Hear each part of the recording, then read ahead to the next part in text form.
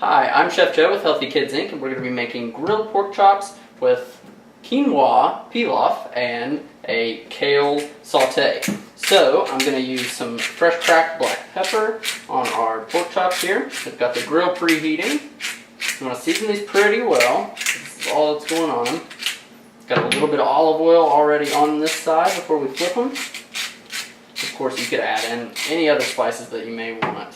But we're going pretty simple. It'll still be delicious. Flip these over real quick.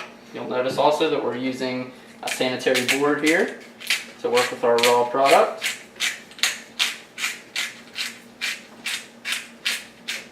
Alright, salt. Do a little bit of oil on this side as well. And then these are ready to throw on the grill. Now with chops this thick, we're probably going to give them close to 5 to 6 minutes per side, depending on how well done you like your pork. Alright, so we're ready to begin cooking our kale. And there's a multitude of ways that you can cook kale. You can blanch it, you can steam it. I've actually seen it in baked applications and a lot of other ways. But today what we're going to do is a quick saute. It's the easiest way to get it done. So I've got a little bit of chicken stock, or you could use water. We've got a pan heating up here with a little bit of olive oil in it. You could saute a little bit of garlic or onion to go with this as well if you wanted to. But we're just going to go straight in with the kale. So I'm going to season it a little bit. Salt and pepper. This is going to go great with our grilled pork and our pilaf.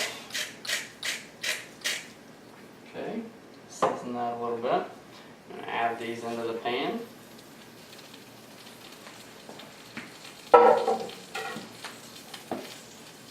So we're going to let this saute for just a couple of seconds to let the oil kind of coat the kale.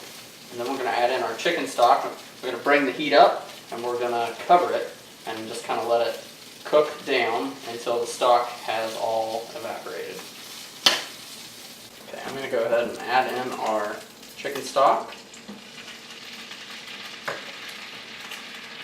Stir this around a little bit. I'm going to bring the heat up and I'm going to cover it. And we'll check on it in just a few more minutes.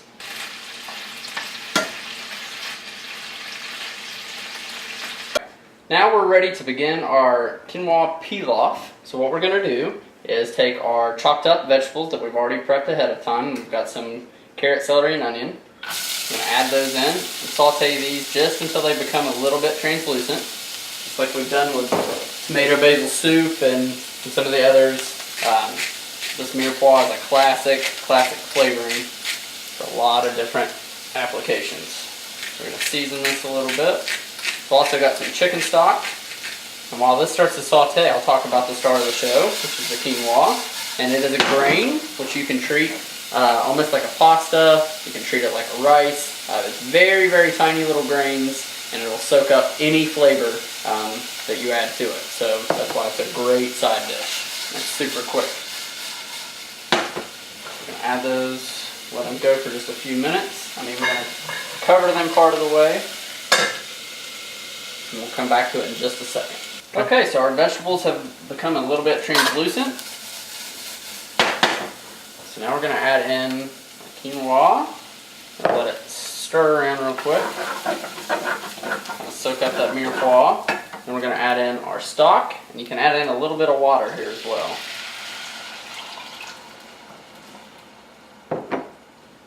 Stir this around really good.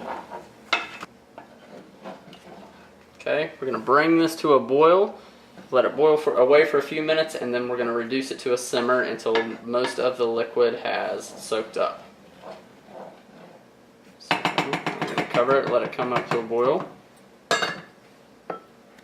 Alright, so now you can see that our grains have soaked up all of the liquid, and that's exactly what you're looking for. That means they've soaked up all the flavor from the chicken stock that we added in. I just added a splash of water part of the way through the cooking process.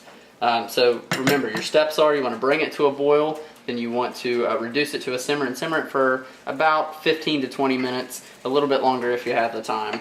We sped up the cooking process, cooking it on a little bit of a higher heat for a longer period, but just kept a constant eye on it. So that's all there is to it.